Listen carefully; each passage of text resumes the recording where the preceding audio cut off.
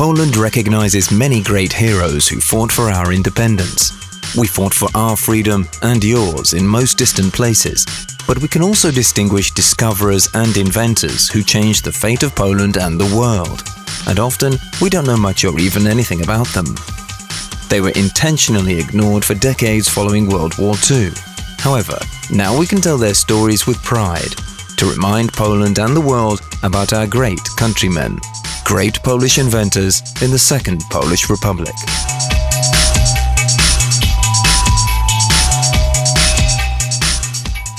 Stanisław Marcin Ulam was born in Lviv on April 13, 1909, in an assimilated Jewish family. He couldn't attend a public school since his family had to move from Lviv to Vienna and Moravia in 1915 after the Russians captured Lviv. However, they came back there in 1918. He was from a renowned family. His grandfather was co-designer of the Lviv Polytechnic School building. His father owned a well-known law firm in Lviv and wanted Stanisław to become a lawyer as well. There were almost no lawyers in Lviv then. It was for sure a well-paid job. Things played out differently though. But let's get back to his childhood. He was a very perceptive child. He could remember when he was 5. He was so fascinated with some patterns on their carpet, with his father wondering what he was looking for there. And he saw symmetry, reflections and other distinctive features. So he had a mind of a genius from a very young age. When he was 9 or 10, his father liked to introduce him as someone who could understand the works of Einstein. In his memoirs, he confirmed he generally understood that, and he couldn't comprehend only the finer details. Well, it's rather hard for a 10-year-old to fully understand something like that. But it's worth mentioning that when he was 10, he read some books by Euler, a great Swiss-Russian mathematician. He read some books about algebra and similar things. He was a brilliant child beyond any doubt.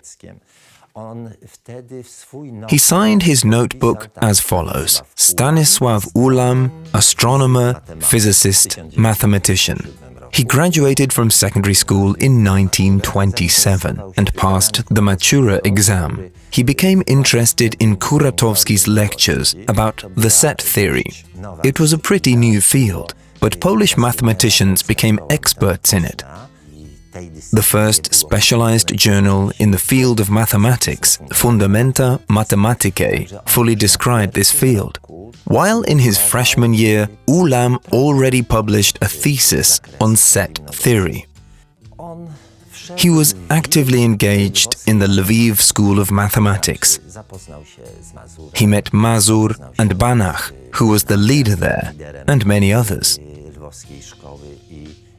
He could spend hours there and was able to learn by merely having a conversation.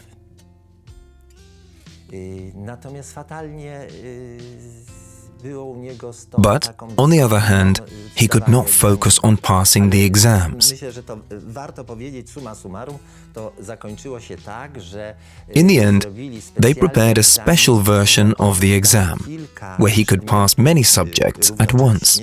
In December 1932, he obtained a Master of Science degree, and then finished his doctorate a year later, in 1933. Ulam was an outright mathematician, since he started studying in the Polytechnic. By the time he graduated, he had already published 12 papers in prestigious Polish and foreign journals.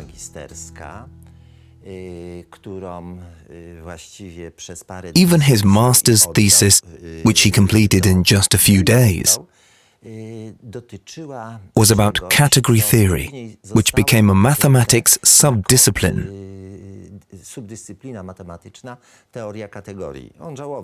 He regretted he didn't publish it first.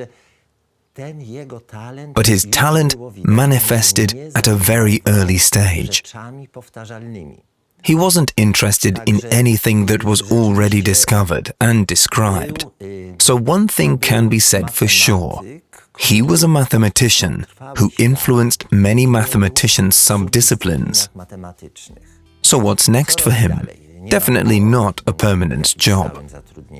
He takes part in the mathematical life of Lviv, which then was focused on the 𝐔𝐋𝐀𝐌.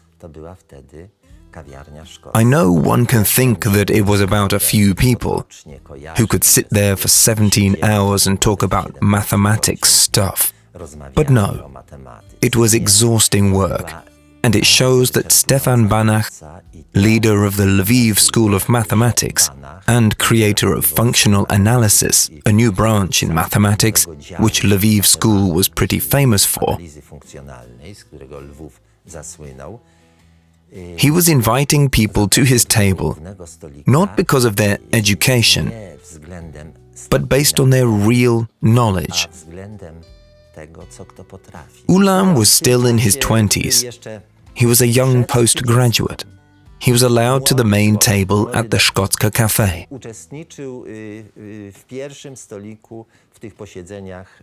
Sometimes it went on for 17 hours, sometimes only 3 or 4. This is how they discussed mathematics. As Ulam mentions in his book, Adventures of a Mathematician, no one was even thinking about such matters, like who will get the author's rights. It was a pure discussion.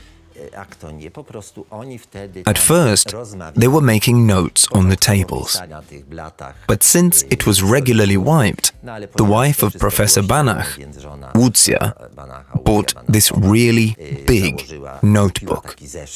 And then they were writing down a problem, who came up with it, and what's the reward for the solution. Rewards were very different. It could have been wine, beer, a cigar, or live goose. They called it the Scottish Book. After 1945, Łucja managed to send it to Ulam. Ulam started with the translation, and then managed to publish it twice in the entire world. This made the Lviv School of Mathematics, of which he owed a lot to, pretty famous.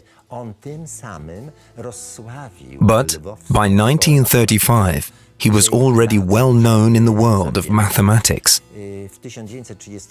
He was invited to the United States by John von Neumann. We went there for the first time in 1935. He was coming back each year for the summer. He missed the Lviv's mood. The first years were difficult for him. He was shocked by the fact that people in the US didn't discuss that much. Everyone was focused on their own development and image. And Ulam was raised in a totally different spirit in Lviv. But he managed to cope with it and came back to Lviv each year. Photos of his last visit were included in the Adventures of a Mathematician. We can see him standing on the seashore with his uncle, brother, and father. And the ship is about to leave for the US in August 1939. When he arrived there, he learned about the war. He lost his entire family. This was not to be. In September 1939, in defiance of his treaty, Adolf Hitler's army made a sudden and unprovoked attack.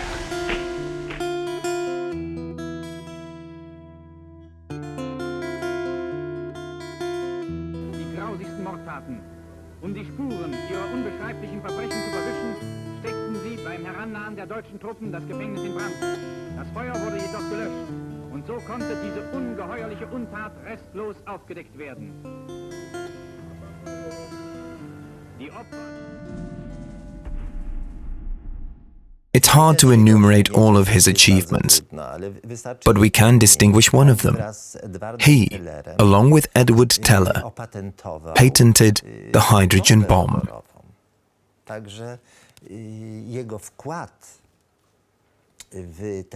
His work on the development of this bomb was so huge that they allowed them to receive a patent for it.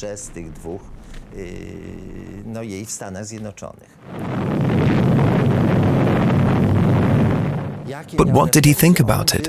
After Hiroshima and Nagasaki, he wasn't very saddened.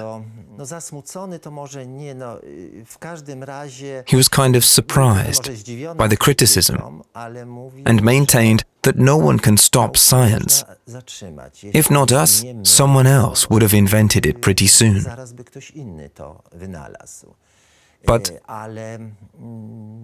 But of course he understood how much death this caused.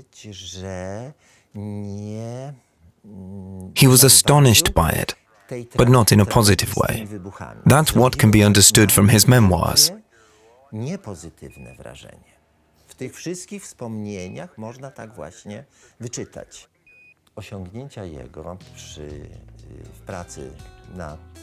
The Americans appreciated his work on the hydrogen bomb. He later worked on a few projects aimed at creating nuclear propulsion for space rockets. He was invited to the Air Force Board. He also had some of his own projects, trying to find a way to use computers to create models and solutions for different tasks. He became interested in biology to a great extent. Some of his works were about DNA. He could be hired for many projects and could work with people from multiple disciplines. So, his work in mathematics is just a fraction of his achievements and is still in use. He's one of the most often cited mathematicians in the world, therefore being one of the key figures of the 20th century.